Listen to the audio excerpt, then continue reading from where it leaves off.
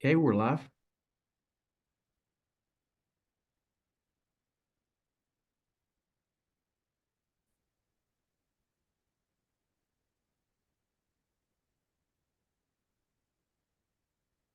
All right. Good afternoon, folks. I'm Aaron Lipski, Fire Chief, City of Milwaukee Fire Department. We are so very grateful to have been given this opportunity to talk about a terrible incident that we had happen, and that has happened in many places across the fire service. Um, I don't know that ours is any better, any worse. Uh, I don't know that we have all the answers. I don't know that. Uh, uh, at the end of this, every problem has been solved and every thread has been tied off. But I can tell you this much: um, I've dealt with I've dealt with numerous maydays, both as a line person and as a command officer, and none of them have been this serious or resulted in such tragedy and injury to one of our members. And so, being the chief of the Milwaukee Fire Department, I it's hard to not internalize it, take it quite personally. This was a failure that occurred on our watch, and uh, so at 5 something in the morning on April 14th of 2024, when the dispatcher called me and said, "Chief, we have a firefighter trapped inside of a house fire. They haven't got him out yet." I got the address and I threw on some clothes. I was at home, obviously, and responded in. Um, and I could hear on the tactical channel on the way in. We'll share some of that with you later. Um, I could hear that it was not going well. And if you've ever, well, we all have at some point. If you've ever had to deliver news of, you know, somebody's passing to a family member, that moment just before you do that, where you just wish you could be anywhere but where you are at that moment, I was feeling that, but on a scale I've never before felt, because I thought, I can't believe this. I can't believe this is happening right now. But that doesn't that doesn't help you to get into a woe is me moment at that time. So I rip in there, I run up, and uh, I'm informed as soon as I run up, we got him out.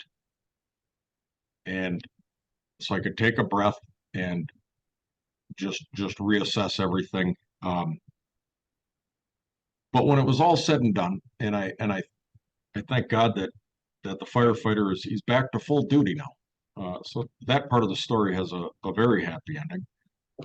But I just decided that, you know, I've participated in after actions and tailboard talks and all of the things throughout my whole career where I I just don't feel I got a lot of value out of it. And I'm just going to say some things here that I hope are not offensive, but they're not intended to be, but I can tell you they are true from my perspective. Uh, when administration does an after action report, it shines very favorably on administration. When labor does an after action report, it can shine very favorably on labor's decisions. The converse of that is it can shine very negatively on the opposite of each. And this, I don't say this to define that one is always right, one is always wrong. Lord knows we all make mistakes. But if we are truly in and on the mission, the unified mission to save firefighter lives and to make us as good as we can possibly be so that we can save civilians in the course of firefight, uh, we got to do it different than that. We have to do it different than that. And so I knew right away that morning. Um, oh, one little other wrinkle is when we find out who it was that was trapped, uh, a very, very highly regarded, exceptional firefighter, uh, whose father I had worked around for much of my career. And I knew right away standing there, I have to put somebody in charge of this that is, first off, has field credibility. You can bring in an outside consultant. Nobody's going to talk to him. You can order him till you're blue in the face. You need somebody that's field credible. And you need somebody that has the administrative capacity to organize all of these different lanes and chronologies and stresses and strains in such a fashion that uh, it will make sense and be usable at the end. So I knew standing there that I needed to get in contact with Battalion Chief Brian McNulty. And Brian McNulty has been a longtime Milwaukee firefighter. And he was a plank owner. He was the plank captain, in fact.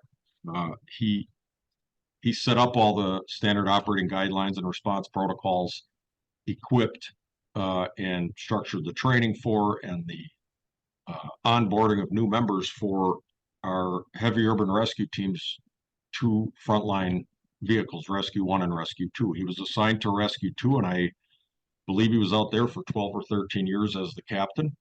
He'll shed this like a duck sheds water off its back, but he probably even to this day has more hands-on rescues of civilians and firefighters alike than anybody. And I needed somebody that could pick it apart from that angle.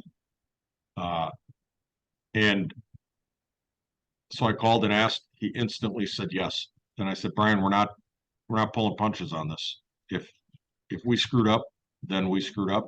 If anybody screwed up, it's not about so we can pin the blame on somebody. It's about recognizing a gap, identifying a gap, finding out what's the solution. What are we going to do about it? Every after action report you've ever read has something to do with communication, something to do with minor deviations from an SOG that weren't communicated. You deviate from an SOG all day long as long as you have a reason and you communicate it, right?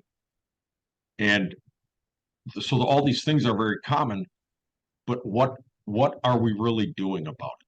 Or what will we be doing about it? And so Chief McNulty was the obvious answer. And he took it even far above and beyond what I asked for. And we had a lot of conversations in the early days about what do we include.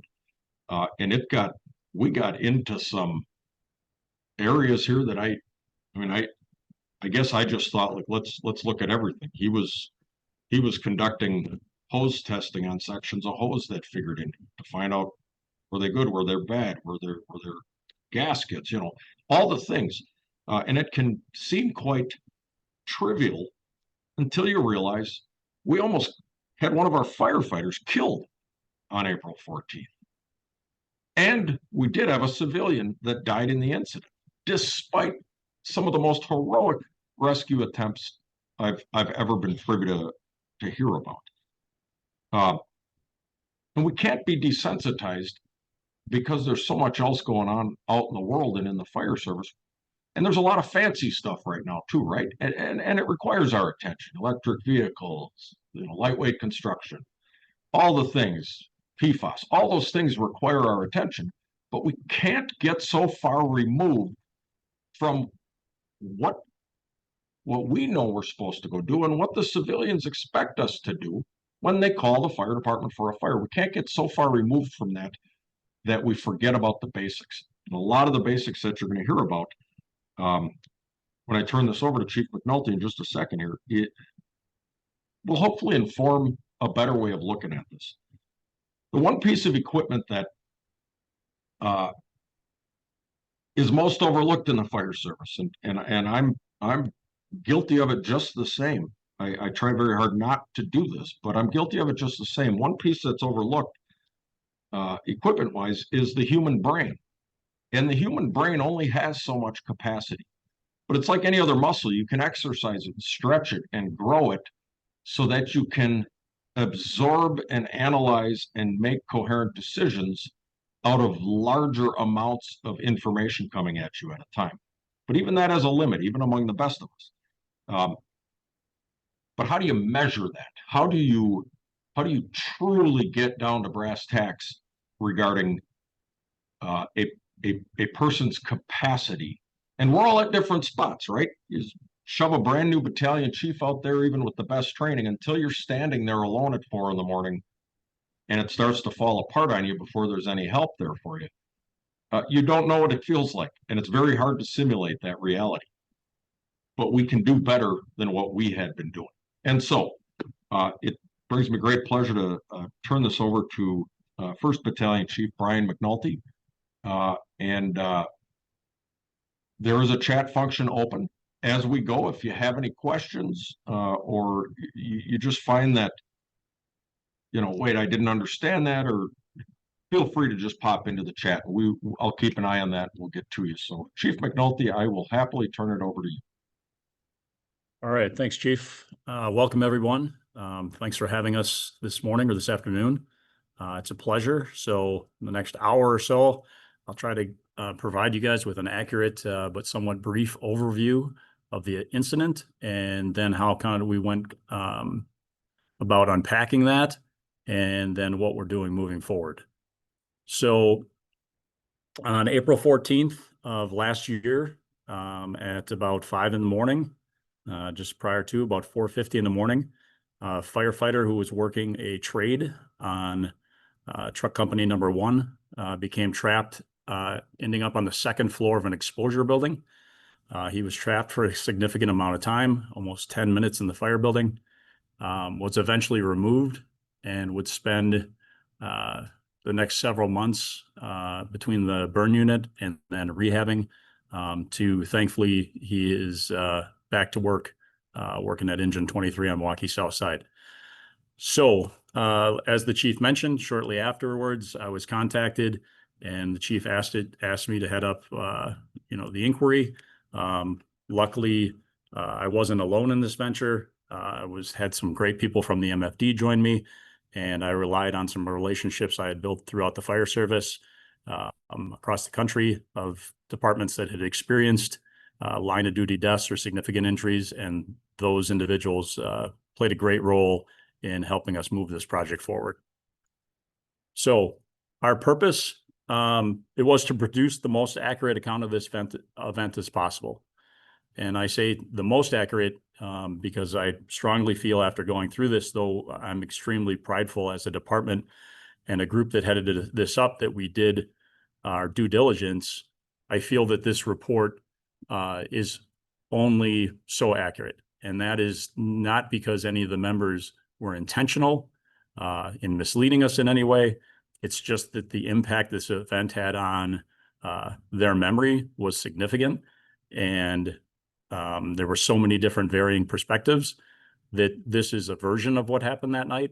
And in the years to come, those perspectives might change. But the product that we have, we feel, was very accurate to what occurred that night.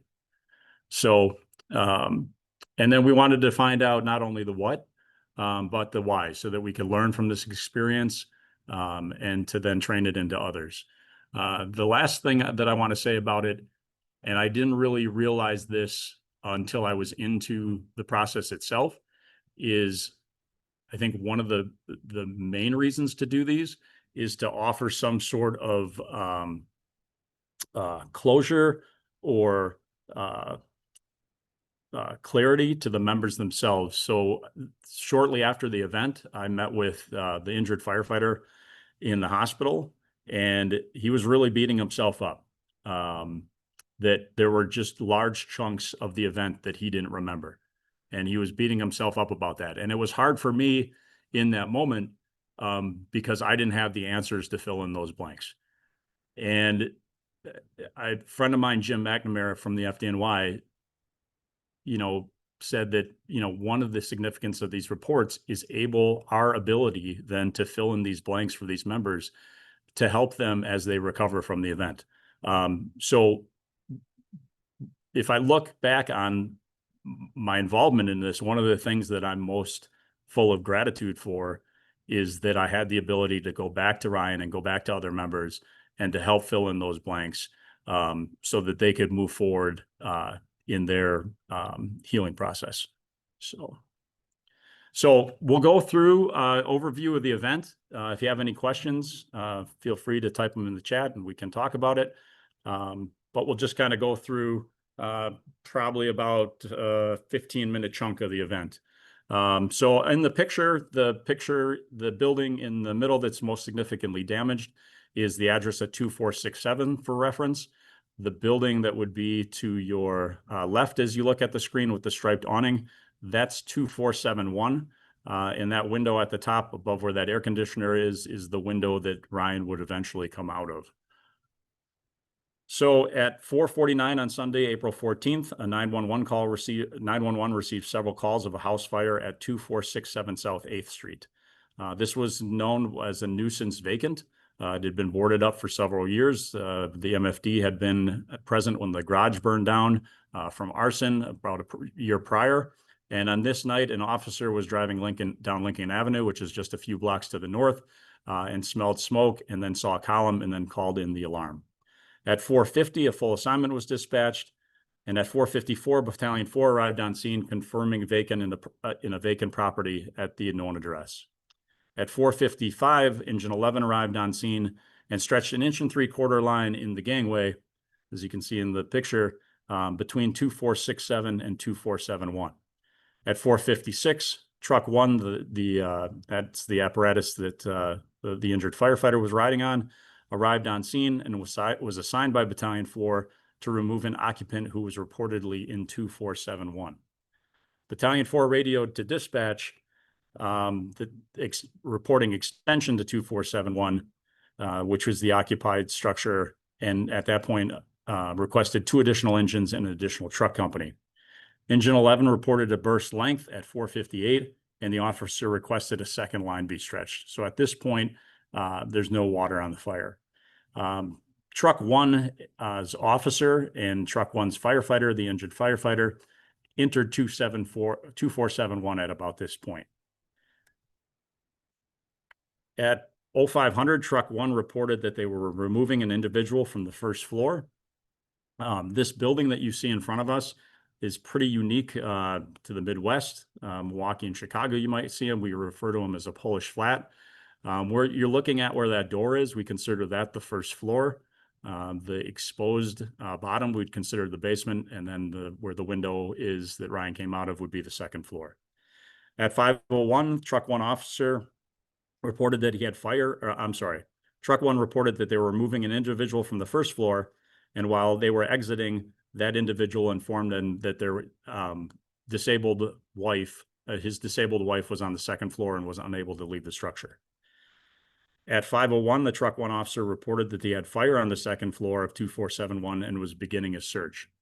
So when Truck 1's officer and firefighter found the individual, the gentleman on the first floor, they were walking him out through heavy cluttered conditions and kind of nonchalantly notified the Truck 1 officer that his wife was trapped on the second floor. At this point, conditions in the structure where the lights were on, there was no visible smoke. Conditions were clear. They were under the impression that they're just, going to exit this individual and they'll be back out in the front pretty soon. So with this information and with the conditions that were present, and, we could argue this all day long, whether this was the right move or not, and this isn't the platform for it. The Truck 1 officer made the decision that he was going to go up, initiate the evacuation of the woman on the second floor, and that firefighter McMiniman was going to take the individual out and the individual that they have found on the first floor and remove him from the structure. So firefighter McMiniman did just that. He took the gentleman down the front stairs that we see. There was some delay because of the fact that he was concerned that gentleman was going to come back in the house and he had to hand him off to a police officer. So let's say maybe like 15 or 20 seconds when I say delay. So he had just left a clear structure. When he goes back up to that door, the door was closed. When he opened that door, the smoke was now down to about a foot off the ground. He masked up, he entered what would be the living room.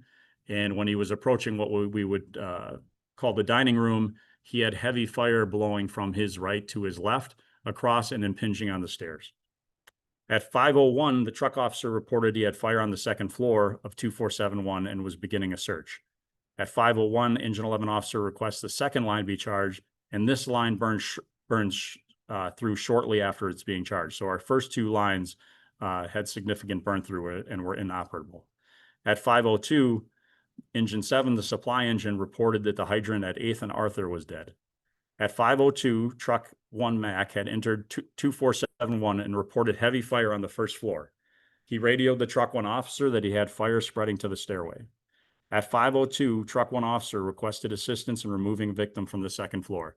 So these conditions are rapidly starting to deteriorate, and unfortunately, we still do not have water on the initial fire building 2467 at this point. At 5:03, Rescue 1 arrived on scene. Of note, Rescue 1 was assigned to another alarm at the time of this alarm came in, and our second due rescue company was at a fire on the north side of Milwaukee. So at the time of dispatch, there was not a rescue company available. So at 5:03, Rescue 1 arrived on scene and was assigned to the exposure. This is the rear of the exposure of the picture we're looking at. At 5:03, the Truck 1 officer reported heavy fire in this exposure and that he was disoriented. From our interviews and from his recollection, at this point, he was able to remove the victim through heavy clutter off of her bed, back to the stairwell, and down a stairwell, about halfway down a stairwell that was packed to the gills with debris, file cabinets, we think a safe, child's toys. So this was moving relatively slow. The victim was still talking with him. He gets to a point where he is having a hard time moving her further down the stairs. He can see a glow of fire at the bottom of the stairs. As he is moving her, he's on the last several stairs to get down to the dining room. He loses grip on her and falls backwards onto the ground. He says he's disoriented at this point, makes that radio transmission because of the heavy fire conditions and smoke conditions. He can't see the back of the house, and the point of entry was the front is now blocked by a heavy amount of fire. At 5:03, firefighter McMiniman re-entered the building through the rear door along with the other firefighter from Truck 1, which was firefighter Rodriguez. So when firefighter McMiniman was in the front and reported that there was fire coming to the stairs, he did not get a response and instinctively knew his boss was in trouble, exited the structure, came down the gangway, and thought maybe I can get to him to the back. I think it's of great importance that we note that at the time of this incident, firefighter McMiniman had 3 years on the job. Some of the things that he did on this morning as we went through this process were just absolutely jaw-dropping to me. And when I think about, Brian McNulty with 3 years on the job, I think I had the capacity to do almost none of the things that he was able to accomplish under what was a rapidly deteriorating, complex, fast-moving event during which he was, incurring significant injuries. So he re-enters the door along with firefighter Rodriguez, and they get into, there's a small breezeway and then the kitchen. They get into the kitchen. He's able to make his way into the dining room. Fire conditions at this point have somewhat improved, but there is still a significant amount of fire. And we were able to trace this back to the point that a company from the outside who had stretched the third line had played water into what you see as the den and then the bathroom area. And then that line was eventually moved back towards the backside of 2467.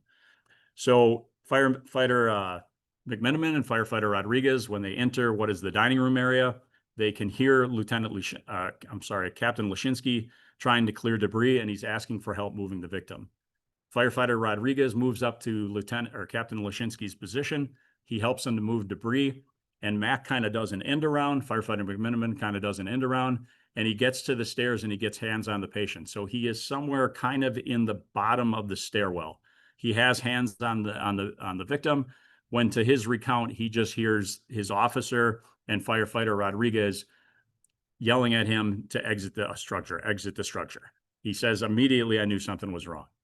So he says almost immediately he turns he starts to turn in an attempt to still try to drag the occupant out of the structure, and the fire blows over his head. Heat dramatically increases. Captain Lashinsky and firefighter Rodriguez have to retreat to the kitchen area. The line that you see in place is not there yet. That hasn't been stretched. And now Mac is trapped. So Mac, in an attempt, and sorry, we call him Mac, so I'll just go moving forward. I'll reference him as Mac. He turns. He's unable to. The victim is now caught up in some debris.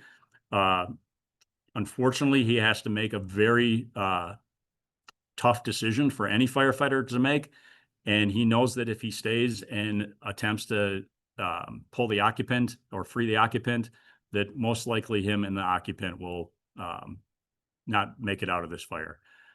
He makes the hard decision. He frees the occupant, and he's in his thought process. He thinks, I just came through the kitchen. I know it's about 10 feet away.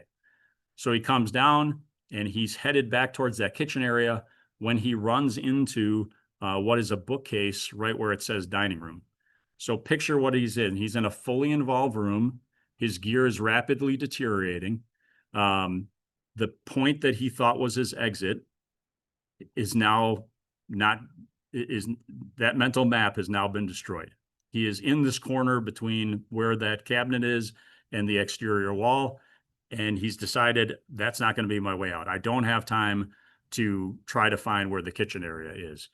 So in that moment, he recalls that when he walked up to the front of 2471, which at that time was a non-threatening building, right? There was no smoke, no fire present, that he had the wherewithal with 3 years on the job to stand there, look at that building and do a size up. Looked at the first floor, access egress, any concerns there, and he looked at the second floor and he made a mental note that there was a window with an air conditioner at that second floor on the alpha side. So in that moment, when he's under these terrible conditions, he has the ability to recall that and says, well, I'm going to go up the stairs. And in his words, I'll just jump out the window, like super nonchalant, right? And again, I look at, my 3-year self, and like, sometimes it's hard for me to comprehend this. So he makes his way back up the stairs. As he's making his way back up the stairs, he's being significantly burned. He makes his first mayday. Well, let me get back to the point. Sorry, I just have a little. Let me just catch up on my notes here. So at 5:05, Truck 1 calls a mayday reporting a firefighter trapped on the second floor with the victim. That's Captain Lipski, and he makes that mayday call from where you can see that open screen door in this picture. At that point, a gentleman named Lieutenant Benjamin Baus is at the bottom of the stairs from the rescue company, and he asked him, hey, did you just call for a mayday? And he informs that they have a firefighter trapped on the second floor. At 5:06, firefighter McMiniman is approximately somewhere in the stairwell. This is the first view up to the landing. He's somewhere in that stairwell when he calls his first mayday, that he's at the top of the stairwell and that he needs help. At 5:06, he transmits a second mayday that he's on the second floor, now moving towards the front of the building. At 5:06:01, Rescue 1 officer in the building to Rescue 1 firefighter is placing ladders to the building and requests a water to the back to water the back of the building. So that's Rescue 1 officer is talking to his firefighters, requesting ladders to be set up and for a line to be stretched. At 5:08, firefighter Mac radios that he is trapped in the building once again.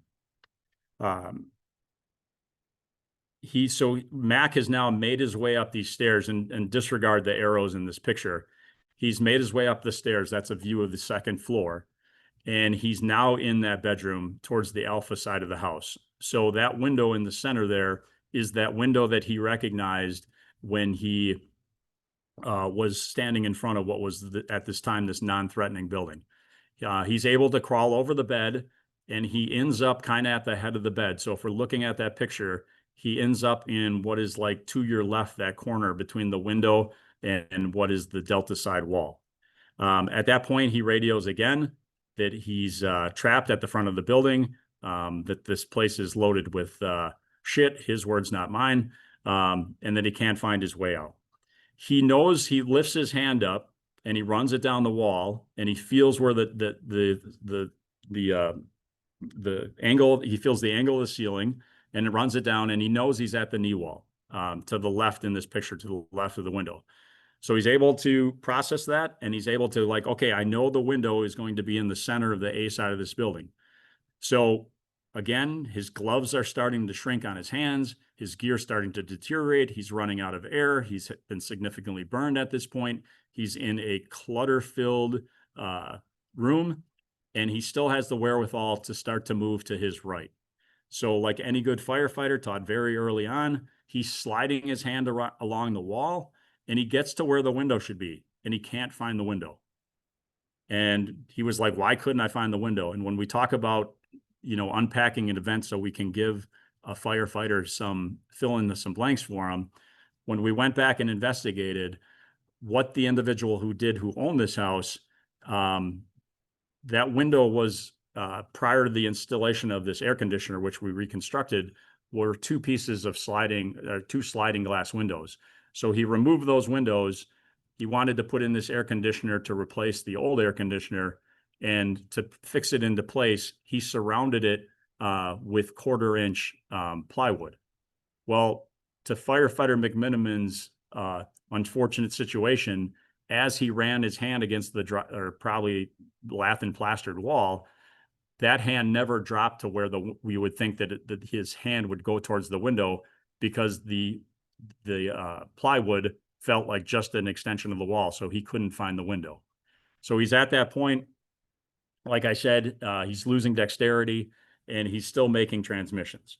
So at 5:08:39, Rescue 1 officer radios Mac. And the chief will play that audio in a little while, but he says the following message to Mac. He says, Mac, control your air, try to find a window, secure yourself in a room, try to find a window. So at this time, there's still not water on the line on the first floor. Captain Lashinsky, Lieutenant Baus, and Firefighter Rodriguez are hunkered down in the kitchen with impassable fire conditions. And, us being firemen and how our brains are wired, we all think, oh, we would have went. And, these three individuals, I'm prideful to say, if there was an opportunity that they could have gone, even with high level of risk of themselves, they would have went. So conditions were, they would have been non-survivable for Lieutenant Baus to crawl through. So they're waiting at this point. Let me just catch up here. So at 5:07, firefighter Mac reports he's on the first, at 5:09, he reports that he is in front of the building and it's still continuing to get hot. At 5:09, Rescue 1 officer to Mac, are you on the second floor? At 5:10, Truck 1 Mac reports affirmative. I'm on the second floor. I'm in the front of the building. The attic is completely full of shit. It's getting hot. Hey, At Brian, 5:10, yeah, Chief. sorry to interrupt. Hey, because I think we have some folks that might be from out of fire service here. Yeah. I just throw in here, when you're talking about hose lines burning through, there's a vast misconception, even within the fire service. There can be a total misconception that the stuff we drag into a fire or near fire is somehow, these immortal pieces of equipment that nothing can ever go wrong on. So when we talk about a hose line burning through, the jacketing and the rubber sleeve inside that hose literally burn through. Just the same as if you would drag your garden hose and put it over a fire pit. As you might imagine, that dramatically diminishes the usability of the fire hose, actually making it completely unusable in most cases. So it's a serious thing when you have that burn through. So feel free to use the Q&A if you have any more questions. Thank you. So at 5:10:14, that's when we decided that water got on the line. So a 2.5-inch line was stretched, that was reduced to 1 3/4 inches, and that line was stretched in the back door.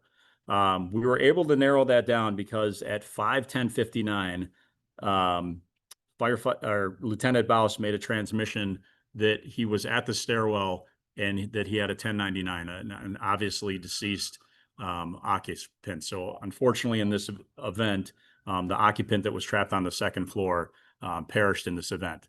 So we were able to narrow down that time frame, like about a 45-second window, when we finally got water in the building.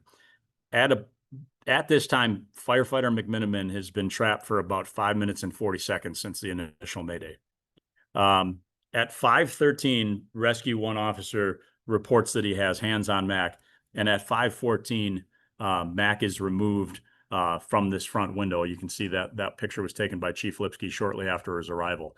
I know that was an extremely compressed overview of the event, but a couple of things that I want to highlight, because we'll talk about it again as we move through this process.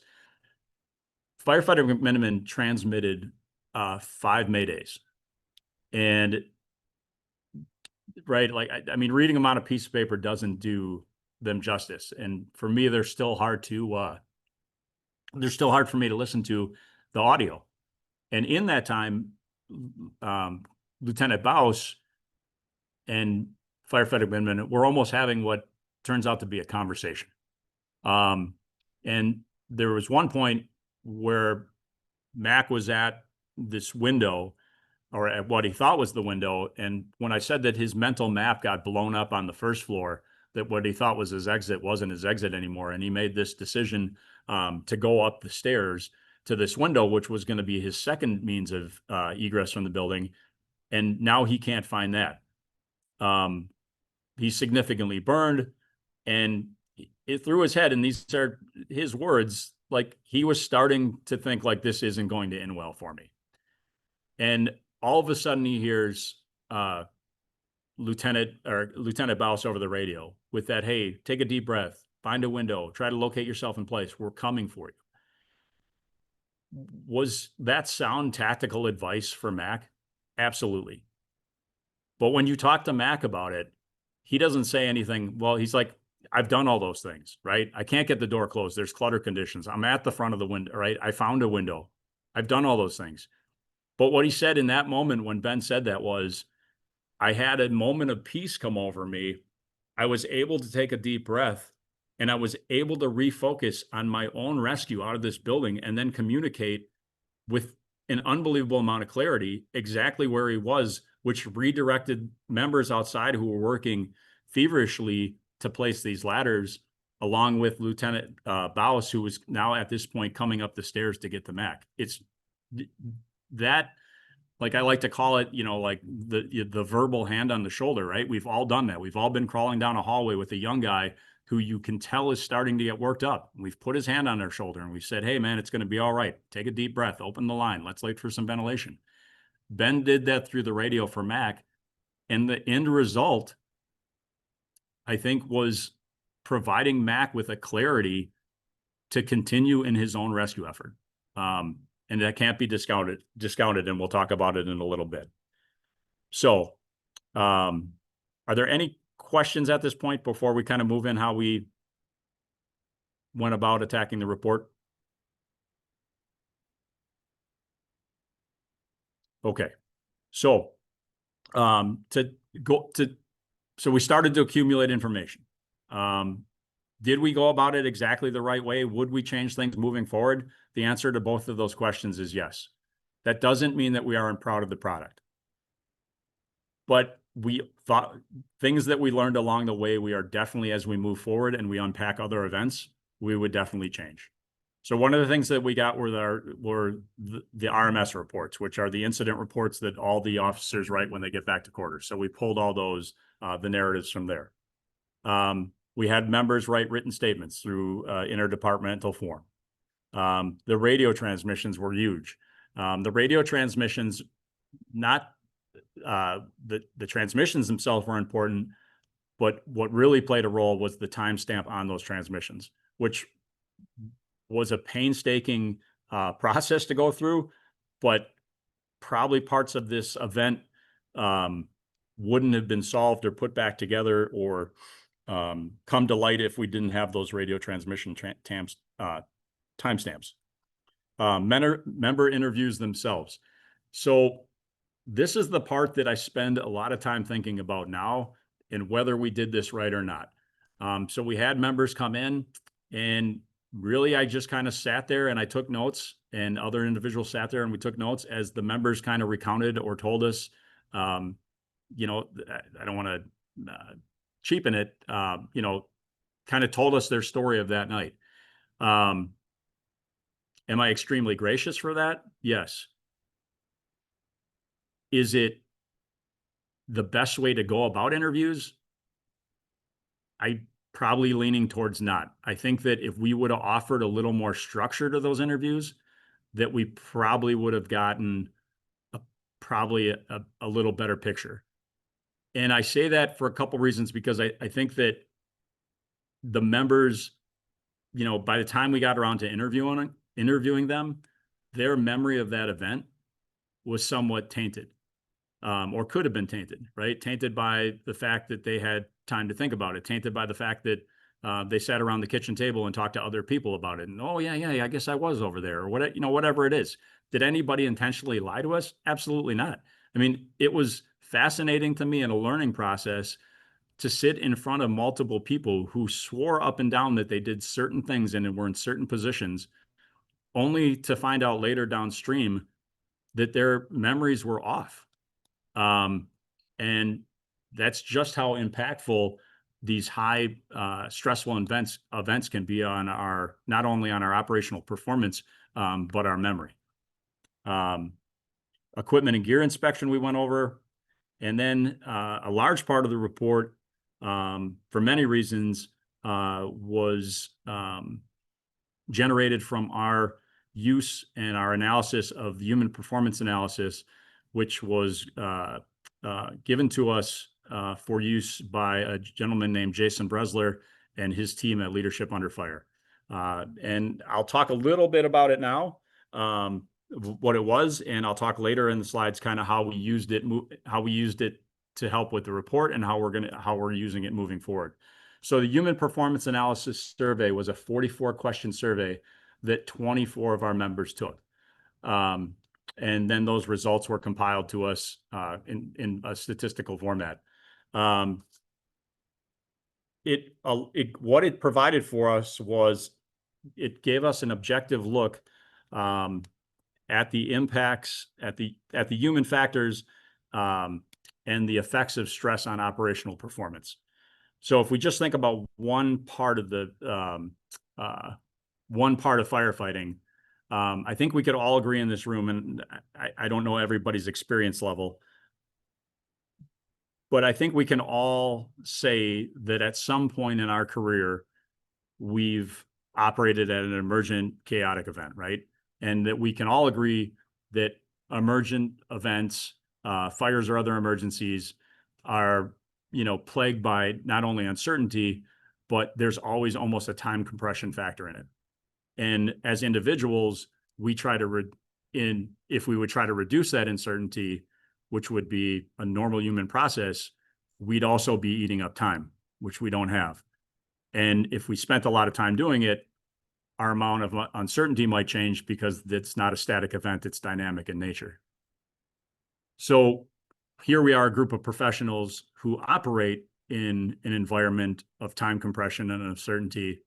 And in order to operate in those and make decisions with limited information, we would probably all say that at some point we've relied on our intuition or instinct in order to make a decision. And that instinct is a product of our, we're utilizing our judgment, which is a product of our past experiences, our training, our reading, our relationships, our character, and that all comes into play when we are making decisions in events like this. And we wanted to know, was that at play here? Did our members use instinct as they navigated this complex event, and were they faced with uncertainty? And instead of just assuming that, the survey provided us with a question that said, from my training perspective, I was adequately prepared for this fire. That was the question. And 86% of the people said, yes, my training adequately prepared me for this event. And then we asked them, well, was trusting your instincts and intuition, was it generally helpful? And 84% of the people said that. Well, when we can capture that 84% of the people that operated to rescue Firefighter McMiniman, and Firefighter McMiniman himself said that utilizing their instincts and intuition paid off great dividends. And then if we can agree that that is a product of our judgment, our experience, our training, our relationships, all these things, that gives us something, because now we can follow up with those members and go, hey, let's walk me through your career, walk me through your preparation, walk me through your reflection. How did you become the person that you became? How did Ben Baus, in zero visibility, operating in both what would probably be turned at strategic and tactical level, what was he able, in faced with a everly increasing amount of operational stress, how was he able to operate at such a high level? How was Firefighter McMiniman burned, zero visibility, you know, in his own mindset, his mental map is being scrambled on several occasions. How did he prepare himself for that moment prior to ever entering this building to be probably 50%, if not more, of the reason that he is still alive and back on the job? But that gives us that survey, just a small part of it, gave us some information to move forward, some objective information to move forward. So it played a huge role. So some looks at Firefighter McMiniman's gear. He sustained significant injuries to his lower legs, his back. Luckily, his face piece, though it took a severe insult, held up and maintained. Pictures of the hose. We had a little problem with our gated Y, and then the hose supply issue, or the water supply issue. So at the end of the report, or at the end of our inquiry, we came up with 11 recommendations to give back to the department and to give back to Chief Lipski. So I'll go through the list. We're not going to, we'll unpack a few of them, but just due to time constraints, we don't have time. The report is posted online if any of you would like to read it. The first one was post-significant injury and fatality guidance. And that was just to relook at our policies and, you know, say if we had an incident like this, are we capturing the information that we want as to use as we move forward? There was a incomplete assignment. That's some internal stuff. What do we do when certain apparatus aren't available? The company rundown information, the emergency alert button activation. So Captain Lashinsky activated his EAB. Mac, like I said, transmitted 5 maydays, and he never hit his EAB. He just used his regular push to talk. And when we talked to him about it, we said, well, you know, Mac, was there a reason you didn't use your EAB? And he just said, you know what, whenever we trained on maydays, we were just, because we didn't want to transmit this alarm across the city and end up at dispatch, we just always transmitted it on our push to talk. So he was going back to muscle memory. So right away, we changed. The recruits out at the academy who just graduated last week, Wednesday, when they practice maydays at the academy, and when companies in the field practice their maydays, they call dispatch, they get the channel cleared, and they activate their emergency alert button to build that muscle memory. So right away, we were able to capture and move and build proficiency as a department. Building size up. So I just think this is huge. That one of the reasons Mac knew where that window was is that they were waiting there. And like I said, this building that appeared to be no threat at the time, he looks up and sees this window, which will then be, you know, the window that he eventually comes out of. Like I said, one of them, when I was a captain for 14 years, I better be pretty good at sizing up buildings when I arrive on scene, right? And identifying the things that would hope firefighters, all firefighters would take note of. But when I had 3 years on, my adrenaline level was probably so high that I probably wasn't the best at that skill. So how did Mac with 3 years on get good at that skill? So we had a bunch of conversations with him and found out why he was good at that. And then we can take that and we can train it into others, and we can focus and take and insert that into company trainings and battalion trainings and trainings at the academy for new recruits, so that we are building that skill earlier on with all firefighters.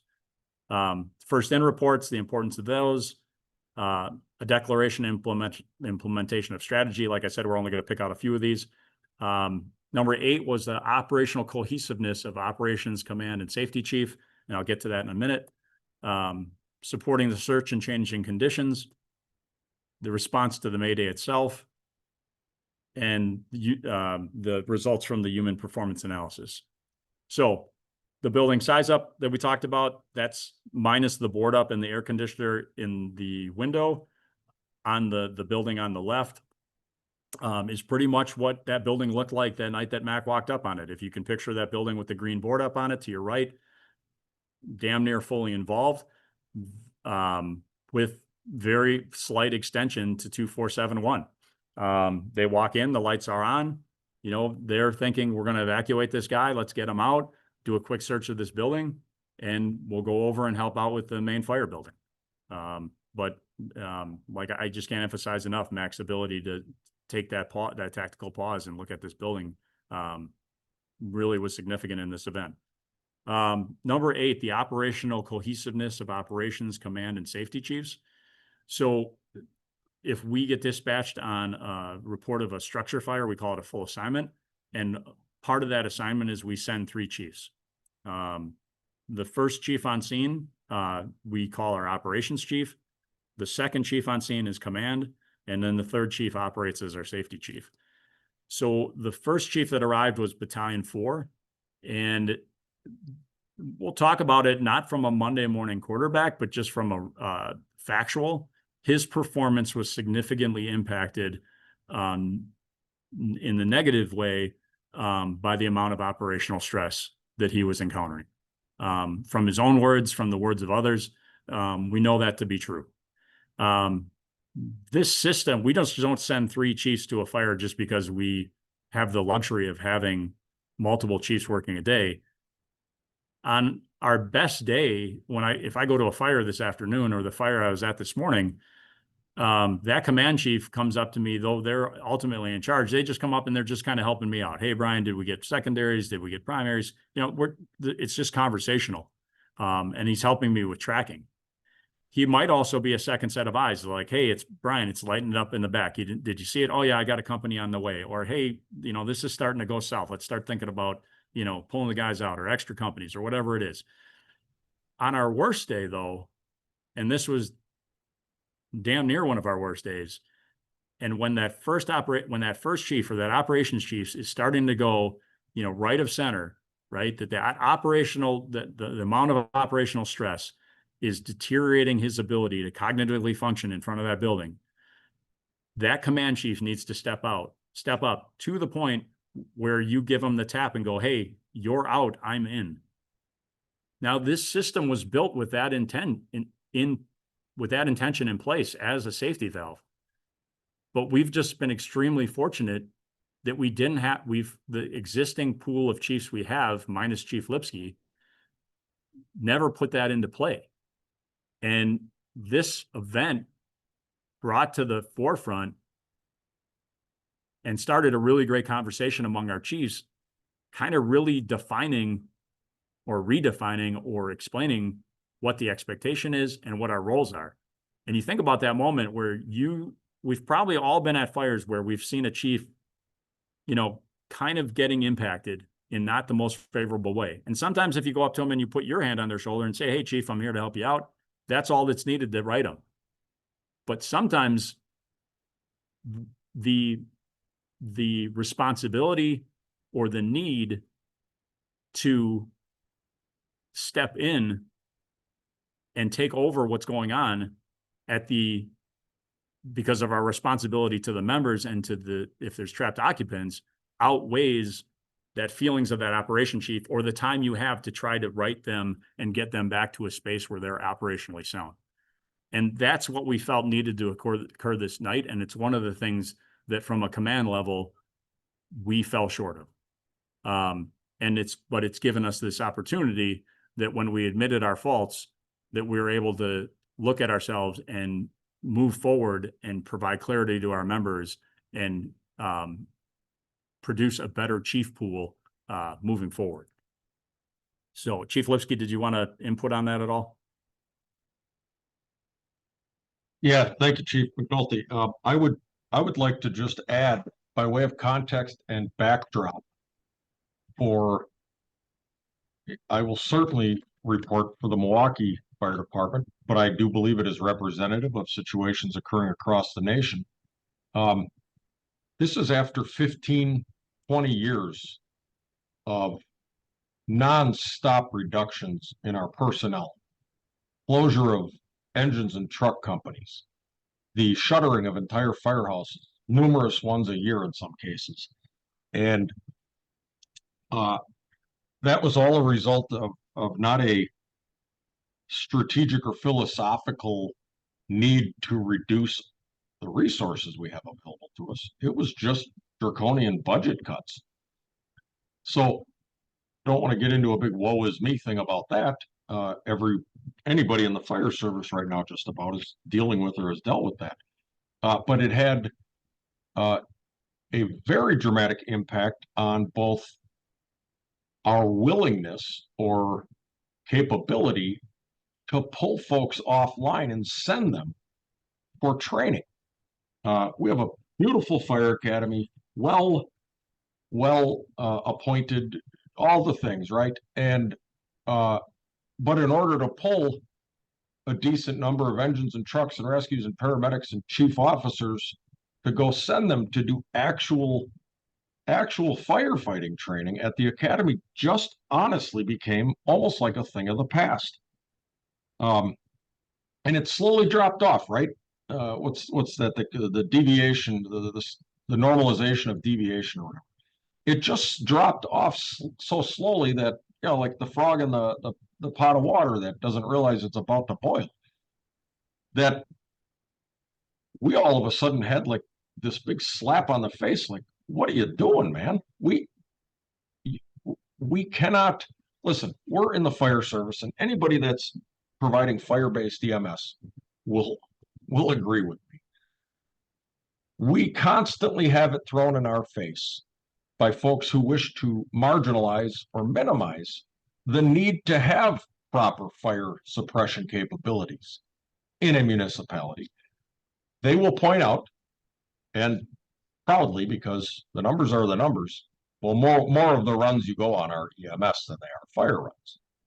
As if that dictates what level of fire suppression capability we need. We lost that argument here year over year over year, to the point where we lost well over a third of our capacity here in the Milwaukee Fire Department. And I don't say that like that makes we suffered the worst. I know there's departments that literally were laying people off, and my heart goes out to them.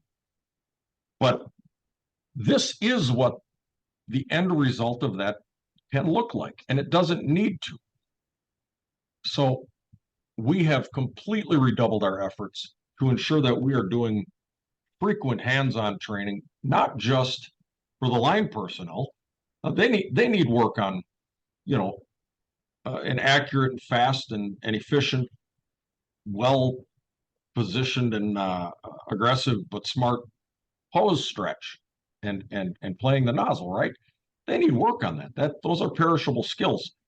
But our commanders need just as much work on the front end before they're standing in front of a building and this starts to happen.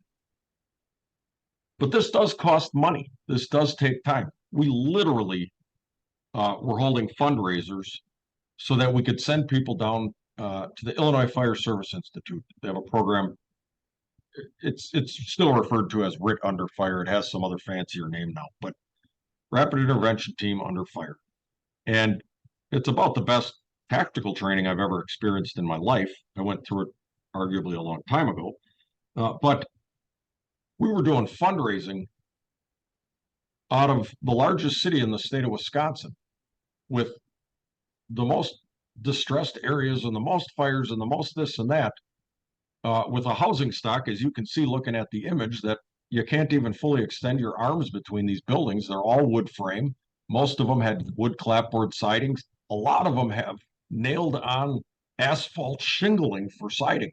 Stuff you might as well just tape napalm to the side of your building. We were doing fundraisers and panhandling to pay to teach our firefighters how to rescue themselves in these operations. And if I can highlight probably my largest failing in this entire situation. It is, I never, I knew we were cutting back. I knew we were shutting houses. I knew we were having to scale back on the amount of on-duty training we were capable of doing. I knew all those things. And then when I was given the joystick and I'm here, I didn't turn that back on. Certainly not fast enough. And that certainly contributed here. Furthermore, in the selection of people for promotion into positions, in the fire service, we often say, you promote somebody because they were proficient or they excelled in their previous position. And I will tell you that transition training or warm handoffs between the new person coming in and the old person who's just racing to get out the door on pension was almost non-existent in the fire department for a very long time, because that also costs money. You got to pull someone offline, marry them up with, the person they're replacing, and then someone has to backfill, and dollars, right? But it is absolutely crucial, unless you want a near total and complete loss of momentum, whatever you're talking about, running a training academy, purchasing fire apparatus, operations out in the field. If we are not passing along that knowledge that we have, but we're just handing the radio over and going, good luck, we're doing ourselves and we're doing the people we're charged with protecting a tremendous disservice. So we've reinstituted some of that, but in the selection, we have so many different things we can value about all of our different membership, and people have excelled in one area and they perhaps haven't excelled or just have never been in another area. But you say, hey, they're doing a great job over, you know what, I'm going to promote that person. And what did we all do just about once we got promoted? We all didn't want to look like we were confused, or we wanted to know. So we went to schools and we went and took classes and we got certifications and we studied with peers and we practiced in our heads, driving around looking at buildings, just because we didn't want to get caught. And the fact of the matter is people do that at different speeds. They do that with different focus areas. It is our job to protect our membership. You never forget that. That is management's job to provide the safest possible working environment for its employees. Now, we can just throw our hands up and go, well, they're going to fire, so, oh, well, it's just dangerous. That's not good enough. We have got to provide an actual roadmap of expectations and the go, no go, or the risk benefit analysis, all these different phrases. The fact of the matter is, I'm sure everybody here remembers the acronym Coal was wealth, or Coal twas wealth. They're changed and there's like 97 letters in the acronym now. I'm here to tell you, the human brain does not function that way. So you can think of, when I'm going to size this up when I get there, I'm going to look at construction. Then I'm going to look at the occupancy. And right about the letter A and L, I don't even remember what these letters mean anymore. Nor am I going to be any good when I'm trying to remember an acronym about actually looking at the key factors right in front of me right now and incorporating them into an incident action plan. And it can be done, but you've got to practice that. And you have to practice with people who will tell you you are jacked up. What you just did, not good enough. And here's why. And here's how you should do it. Here, let's practice it again. The age-old thing of just sink or swim, we're doing ourselves a huge disservice. We must provide the swim lessons. In some cases, we must provide the life preservers. And in some cases, you got to drain the pool and start all over. So I don't want to, I know, Brian, you just meant for me to say like 7 words and I've talked for half an hour, but you have got to invest real dollars, real time, and real backbone. If you're a chief officer out there, a chief of your department, you've got to stand up straight, and you have to be truthful with the policymakers and the budget folks about the condition of your fire department. And I know that it's easier said than done, and there are chiefs who can be walked out the door for, looking at their boss the wrong way. And that's horribly unfortunate. But that is our charge. We have to find a way to be honest about our condition.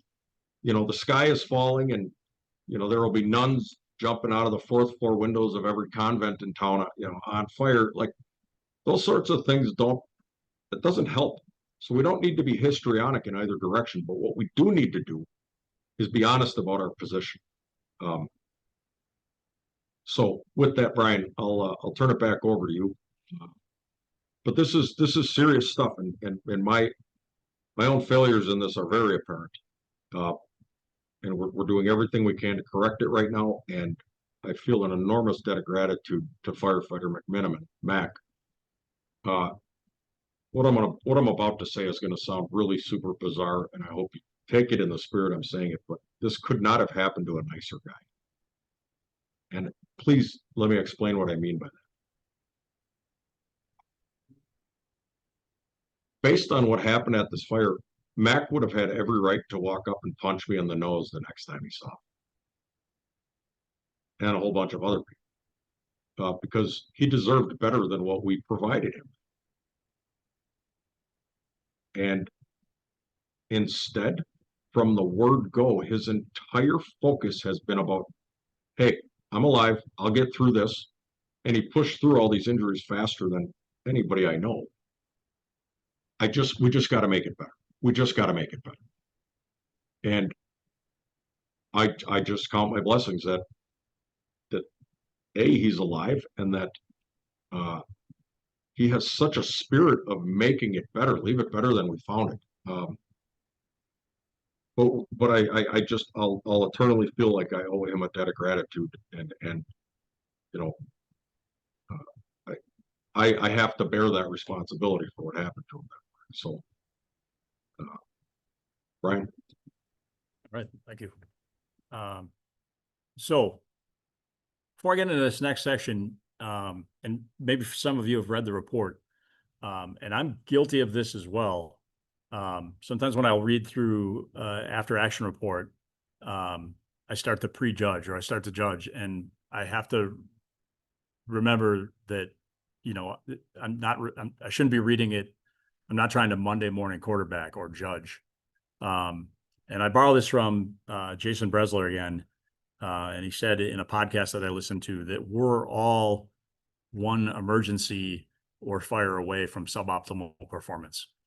No matter how much we've prepared ourselves, no matter how experienced we are, we're all one, none of us are perfect, and we're all one emergency away from that. So I ask that when you read the report or listen to the following parts, that we don't look at it through a lens of judgment, but we look at it and go, well, where would I have been as far as operational effectiveness if I was faced with the same amount of events as Battalion 4 was faced that night. So this is all happening prior to the Mayday being called. So we have a well-involved fire at 2467 with extension to 2471. Engine 11's first line burst, or burn through, I'm sorry. Engine 11's second line burned through approximately 3 minutes later. Truck 1 officer reports he has fire on the second floor of 2471. Engine 7 reported that he had a dead hydrant, which was going to be our primary water supply after the 500 gallons on Engine 11 ran through. Truck 1 firefighter McMinimum reports heavy fire on the first floor of 2471 that is now extending up the stairwell to where Captain Lashinsky is. Truck 1 officer reports that he has located a victim on the second floor. Truck 1 officer reports he is disoriented and has heavy fire in the exposure. Truck 1 transmits a mayday reporting a firefighter trapped on the second floor. So if we look at any one of those, or maybe just bundle a few of them, and I think if we're honest with ourselves or I'll just speak from my own experience, if I'm honest with myself, as now 2 years in the chief's position, I can't say with certainty that my performance would have been any better. I hope it would have been. I hope I prepared myself enough. Knock on wood, I've never stood out front of a building where a mayday has been issued. But I think that's important to keep in mind, that we look at this report for what could be truly teased out of it or taken out of it to make ourselves better and not be caught up on pointing fingers, because that was not our goal. So back to the survey, I'll just kind of unpack a few of the questions. So we've talked a lot. I've mentioned operational stress a couple times, but our goal was, let's ask the members themselves, what were they experiencing? So question 23 was, what was the level of operational stress I encountered? So over 83% of our members said that their operational stress level was in the extreme to considerable range. And out of that, those effects showed themselves in tunnel vision, time distortion, spatial disorientation, auditory exclusion, not hearing transmissions, memory impairment, physical fatigue, reduced decision making, that operational stress was having an impact on their performance. So that being said, sometimes it would be normal to say high levels of stress, it's impacting us somewhat negatively, equals poor performance. And what we learned by utilizing the survey is that we learned that overwhelmingly that they thought that the members felt, and I would agree with them, worked at either an adequate, and I think that, or an optimal level. And the only reason I don't think that optimal received more votes was the fact that we're working with a group of quiet, humble professionals, and they were probably hesitant to say the word optimal. But the fact that 80% were in that high range is saying that we can have high levels of operational stress. We can have the impacts of operational stress, but that doesn't mean that it has to push us right of center or push us to the point where it negatively impacts our performance. And I am by no means doing unpacking this idea of how operational stress impacts our performance. I am a student of it, but I'm kind of like I would like compare myself at the entry level. But I would encourage folks, if you haven't already, I think intuitively we know that we've all been impacted by operational stress and the impact it has on us. But this survey, in addition to other things I do, I think has given me a better understanding. So I attribute the overall outcome to experience, training, decisive leadership, and then just plain luck, right? We can be the best prepared, most reflective, most experienced operator there is, and we can still have a negative outcome. We can show up to work, not invest ourselves, never train, never learn from our past experiences, and have great success just by dumb luck. And I appreciate the members were honest in that. A couple of things I want to talk about is just for our own thought processes. And that is to picture where these members were. And when we talk about that, increased stress doesn't automatically mean decreased performance. So you think about, we've talked about Battalion 4s, that stress negatively impacted them. But I also want to talk about Lieutenant Ben Baus and Firefighter Mac specifically. So think about Ben Baus. Firefighter Mac is assigned to the same house that Ben Baus works out of. Ryan's assigned to the engine. Ben Baus obviously assigned to the rescue. So there's just there's a really close bond between the two of them. Would Baus have put himself out there for any member on our job? Of course, but there was a heightened emotional stressor to be dealt with because of that relationship. Ben Baus is working with not the complete picture. There's a high level of uncertainty in the things he knows and that he doesn't know. It doesn't stop him from taking action. He's operating both in what I would call a strategic and a tactical position, right? He's moving in on a well-advanced fire, stressful enough, but at the same time, he is handing out orders to him and communicating with the chief on things that he wants set up outside. He's working in zero visibility. One of the greatest producers of stress that we know is to take away a person's visibility. He is doing all this under zero visibility. And when the chief plays the audio, I feel it's almost a master's class in what any one of us would like to see out of our rescue officers.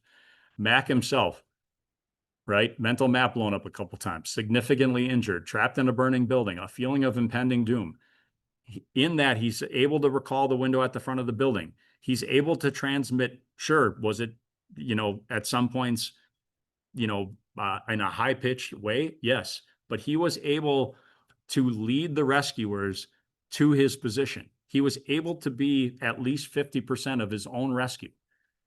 So if you're not already doing it, and I think we do it, we know this to be true in the fire service, that the things that the outcome of these events in some way, I don't know if I can say this right, are start way before the receipt of the alarm, right? That if there's a person in the fire service that you admire, whether they're on par with you, they're above you, they're below you, that if I go to fires and there's people around the fire service and within the walls of the Milwaukee Fire Department, and I go, man, anytime I'm at a fire or an emergency, that person is doing the right thing. And I really admire them. And if I peel back the layers, I think you would find that every one of those people that we admire and hope that when the stress is on, that we're a version of that person, they spend their life in a constant state of what's known as the performance loop, right? That they are constantly preparing themselves for the event of the emergency. They probably have a pretty good experience level to get to go to fires or other emergencies at a pretty good clip. They spend a great amount of time reflecting on those experiences and emergencies, probably sometimes to their detriment. Like if you ask any firefighter who's worth their salt, if you've ever beat yourself up about your performance after an event, almost every time, every hand goes up in the room, right? We want to control that part of it, that they're spending that time in reflection so that they can learn from those experiences. And then they're taking what they've learned and they're reinforcing the good and they're improving on what they consider the negative, and they're back in that preparation stage. And they go and they get another emergency, they have another experience, and they are in this constant loop of self-reflection. And if we look back and if I pull from Marine Corps doctrine in command and control, and when they talk about judgment and they talk about it being a product of our experience and our training and our judgment, and they also have the word reflection in there. And when I think that we have to do, we as a fire department, as a Milwaukee Fire Department, and we as a general fire service have to do a better job at acknowledging after these events, peeling back what existed prior to the event, the experience level of the members, the amount of mutual trust, pre-existing relationships, the training that member received, the experience they had in similar situations, how much every information we could get out prior to the receipt of the alarm, because I think it is so impactful on what happens when the alarm bell goes off. Does it mean that the well-prepared, super experienced operator can't, suffer a catastrophic loss? Absolutely not. Because like we said, luck gets a voice, chance gets a vote. So I'm going to wrap up for my portion. We can obviously answer questions. I appreciate your time today. I know this overview was compact and somewhat brief, and threw out a lot of information out there. But I think internally, this was a great starting point for us as the Milwaukee Fire Department. as we move forward and not only improve our firefighters for their daily operational abilities, but that as we have future events, we just had a significant event on Mother's Day where unfortunately we lost 5 civilians, but we rescued 46 other people in what was probably one in the fire department's history, one of its most challenging, rapidly developing complex fire emergencies that we had. And as we move forward and unpack that event and learn from it, I think we'll be heavily looking at what the members had been doing prior to the receipt of that alarm that allowed them to work with such courage and such valor and such initiative on that morning. So thanks, Chief. Yeah, Brian, thank you so much. If you don't mind on sharing, I'll get the audio going here. I know we're pushing pretty close here or past, so I appreciate everybody who is still sticking with us. I'll play some audio here in just a minute. But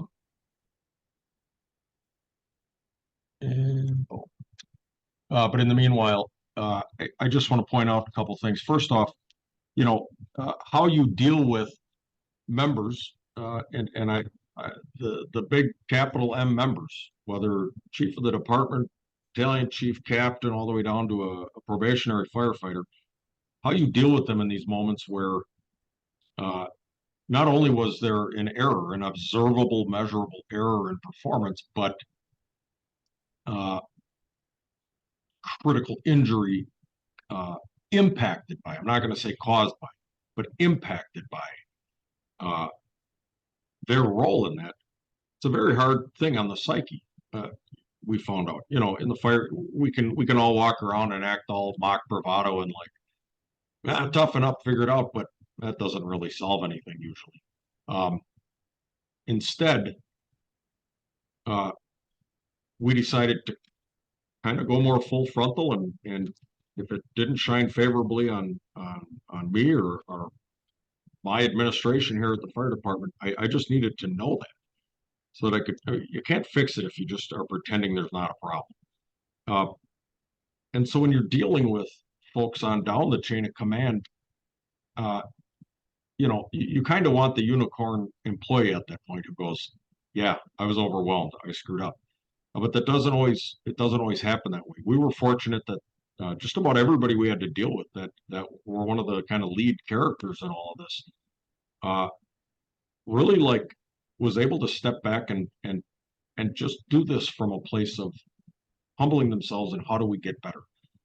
And I huge kudos, because it really allowed us to put out a product here that I think is impacting right now. I mean, the op tempo for our training and our sending off to different training schools around the nation right now, it's probably more than it's ever been. We do have standard operating guidelines that deal with what we call our incident management plan, and that is our NIMS compliant incident command structure. It's how we talk, and it's not just us, it's every other fire department throughout our county. And we do have SOGs for different response types, to include structure fires, greater alarms, a whole bunch of stuff in between. We're happy to make all those available. I can get those out via Jeff at the IAFC or some other mechanism. And Chief McNulty brought up a really great point that we are all susceptible to this, and we are all at different spots in our experience level. Not your experience level like you just went there and did it and nothing happened more than anybody else, but your experience level where you are on the buzzsaw right now. What do you do? In our format, we send 3 chiefs. Pick your number. Can you randomly assign the chiefs you have available to you right now and guarantee that the situation as laid out here before you would have been handled just perfectly? I assure you, you cannot, any more than I can. But we have to start working towards that end, and that is what we're doing. So I'm going to play this audio, and I'm going to let it go kind of straight through. Obviously, these are members with their face pieces on in trying conditions, so I'm not looking for the standard fire service critical analysis of the sound quality, but just have a listen through. I'll stop at points, and Brian, if you want me to stop, just give me a nod or something. So this occurs again, that critical 12 to 13 minutes from the time that we uh, the very first person arrived on scene to the time the member was out. I'm not going to play the entire thing, but some key moments. Hey, Street Command, calling from companies we do have. There's 11 now on scene. We got exposure to these companies to take care of. Kind of Battalion 4, you were cut off. Can you repeat this? And also be advised that it's coming from the north. It's a very tight street, so only get one rig in at a time. H11 with the exposure to the south. So we're including Julie to the south. Dave, send water when we get chance. 4-second line, we got a bird section back here.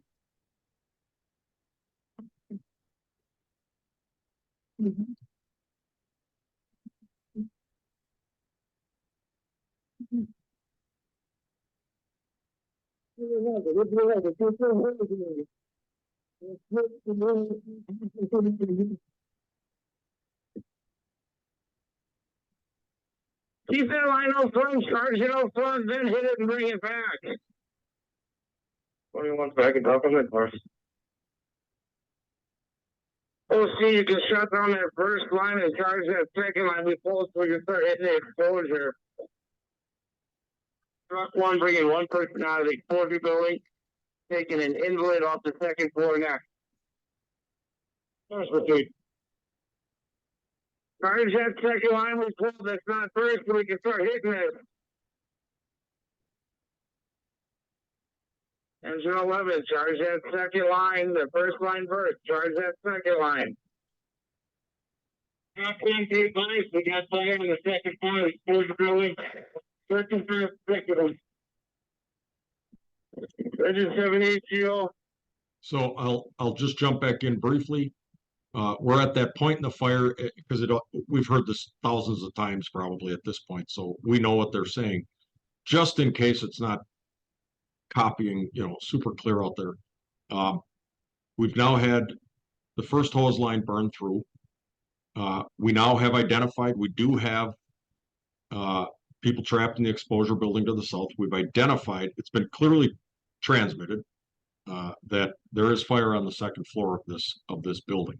One person has been removed. You can hear that the first due engine officer he's looking at something that is making him feel a little bit desperate for water. This is an extremely experienced fire officer back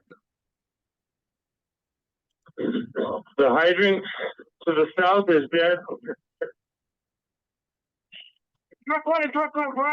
We got heavy fire coming up that middle. I think it might be coming in by your stairway. Truck 1. First hit. Moving distance. Stairway. That's Captain Lashinsky now. He's ascended to the second floor.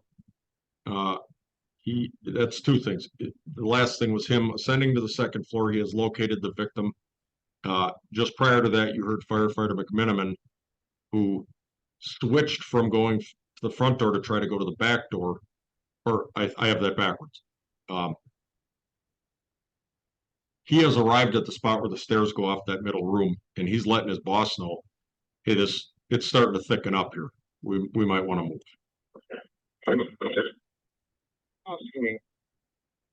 Obstacle. Go ahead. Obstacle. Truck 1. Oscar just going to heavy fire. Possibly. Weird. Inside. 21 and 3 you can get around that water. Obstacle. Obstacle. Go ahead, up. Here's your 7 truck 2. Initial fire building. Rescue road. 2471. It says it to the south.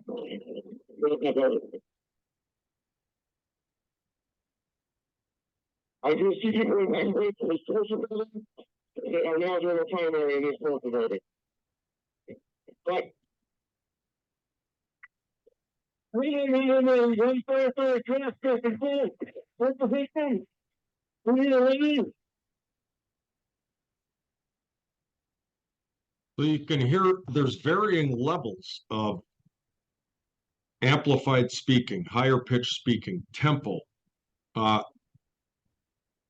And if the operations chief or the commander aren't picking up on those clues and adjusting their focus a little bit, that can be another thing that really hampers you. But you can just hear now we've had the officer transmit the mayday that now Mac is trapped with the victim in this burning stairwell. Get a line to the exposure building. We need a line to the exposure building. That's the key. 20. All members, the rest of the one, to the back of the exposure building. It's just a really exposure building. Go ahead. Just for reference for the group chief, that calm voice, that's when you hear it moving forward, that's the Rescue 1 officer, Ben Baus.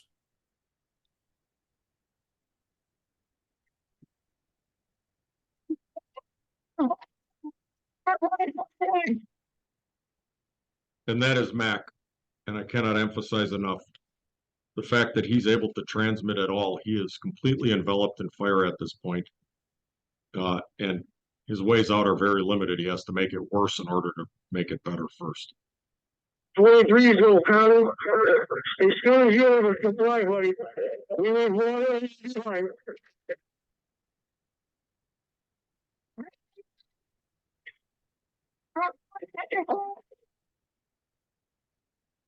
Go for the second floor.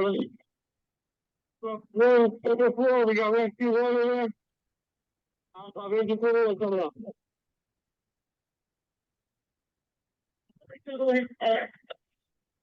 That's the one.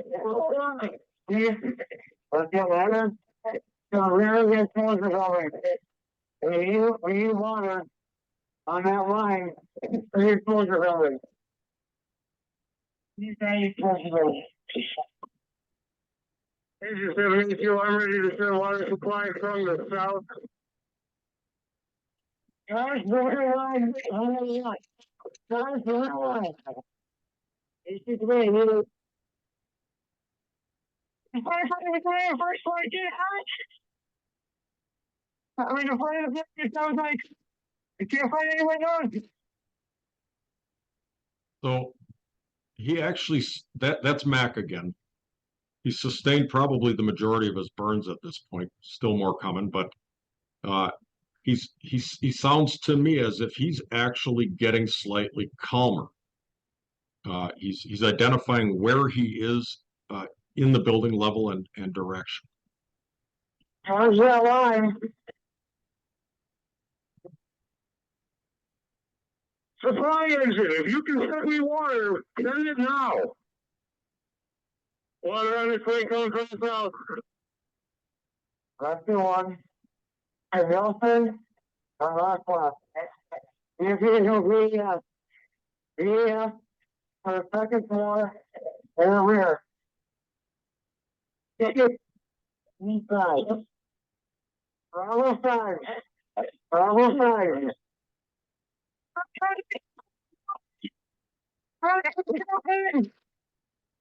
That's the one from the griffin. Control the air. Try to find the window. Try to secure yourself in a room. Try to find the window. 11, ready for the board. John City, first unit, yeah. First unit of the power. As you call, pick up that air conditioner.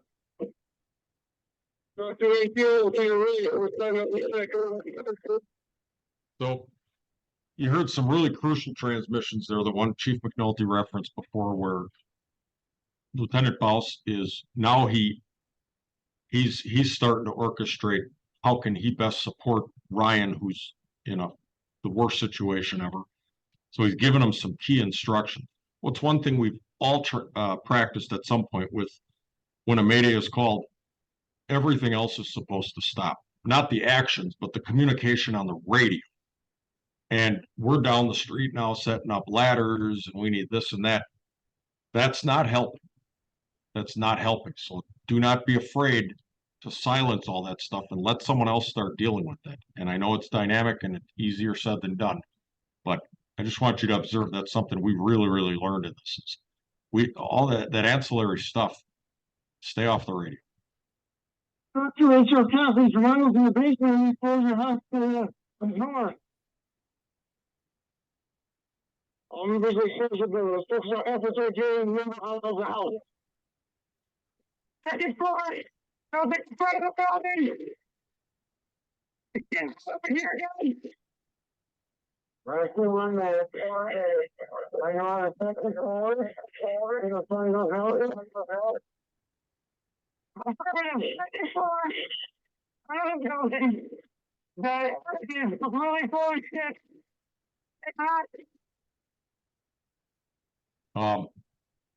So we did admonish him for using a curse word on an FCC radio frequency.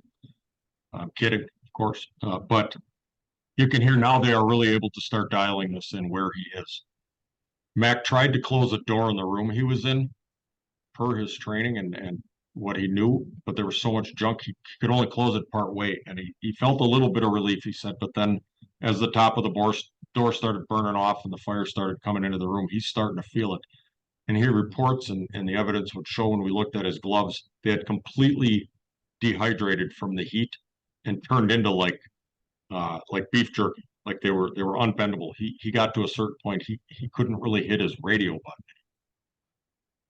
Last one, and Wilson. No, that's first. No, fire holding. You water. No, fire holding. Now, the picture you saw earlier with two ladders side by side, we were literally in the middle of department-wide training on a new, maybe not new, but just a better way of doing a ladder rescue of an unconscious victim, and it requires two ladders side by side.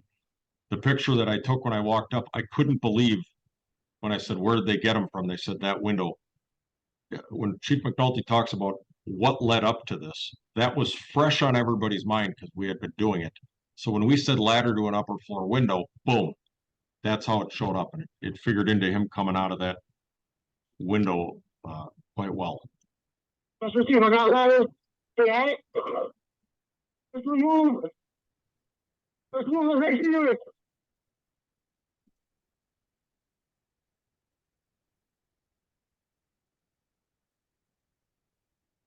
That's the one.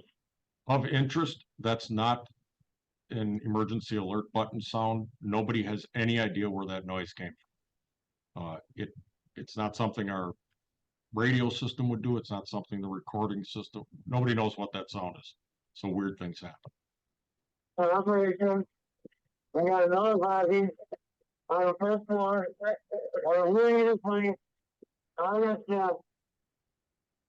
We'll see when you can shut down that first box or that burst and charge the second. We can hit some from the backyard here. The second line is charged. After one Mac. After one, we got second floor, which is the attic on the phone. Okay. After one Mac. Line three. Ready that line. On the second floor. And the 20 command, we're station. Just one to get a second one into the best door.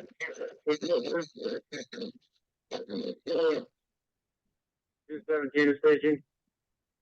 Officer rescue, what do you need? Officer command, I need. Moving distance to back door. That's the civilian victim who was trapped in the stairwell, which at that point that stairwell was completely involved in fire. That victim was deceased. All three, we need to walk right down the red line. That's the way. Okay. We have it. Oh, yeah. Okay. Or take over the window. That's the thing. Well, what's coming out? Huh? Two needs a water supply. Truck two needs a water supply. All right, I'll stop it there. Brian, you agree?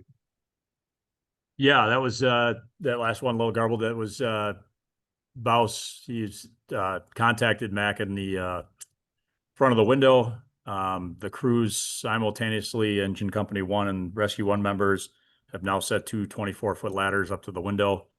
And almost right away, they push in that air conditioner, get rid of the plywood, and Mac comes out textbook. So, and of note, a lot of times we overlook it because we don't file it in the dramatic.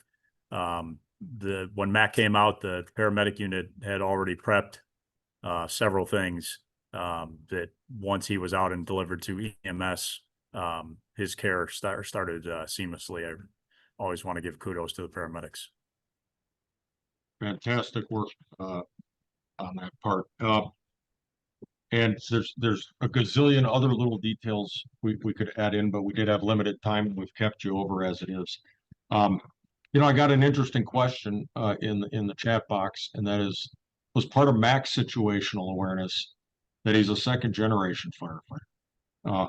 I will tell you 100% as a multi-generational firefighter myself that just the ability to hear how other people evaluate situations and patterns most definitely, for good and for bad, can impact your performance.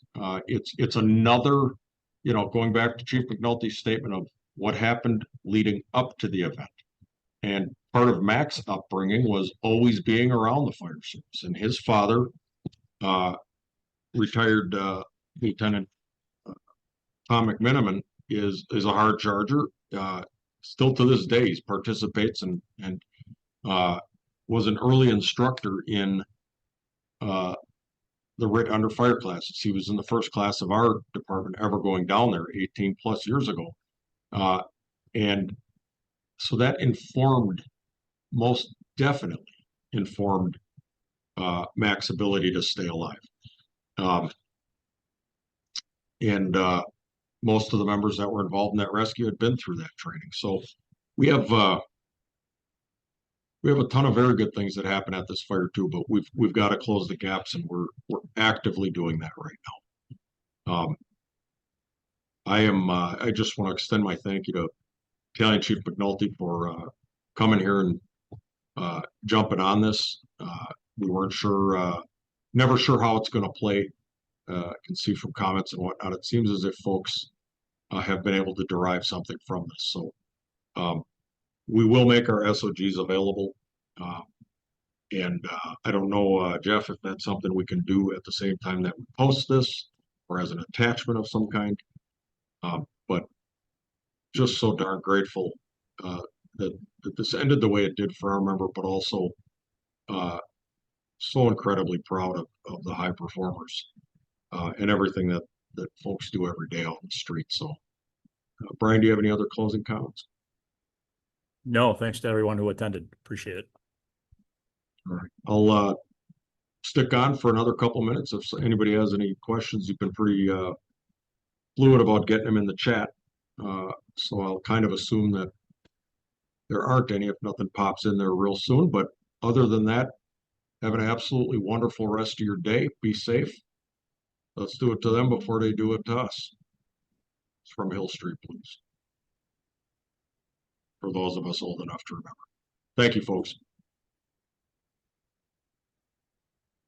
Brian, can you stay on? We'll stay on with Jeff. Okay.